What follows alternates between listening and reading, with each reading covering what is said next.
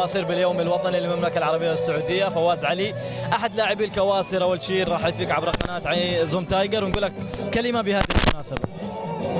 أول شيء الحمد لله على كل حال، وأول شيء نشكر صراحة إدارة فريق الكواسر الممثلة بالأستاذ أبو جواد العبدلي وبالطاقم الإداري والفني على تنظيم هذا الحفل الجميل والرائع، ونتمنى إن شاء الله ربي يدوم على المملكة الأمن والأمان والاستقرار.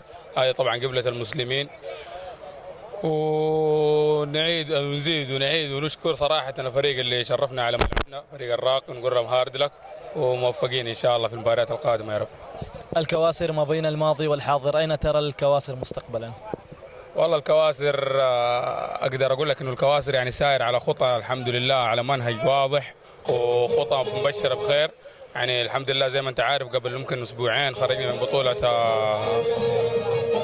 الرابطة من بطولة الرابطة الأدوار النهائية ضد العربي في المباراة النهائية، والبطولة الأولى للرابطة خرجنا ضد القلزم برضه في المباراة النهائية.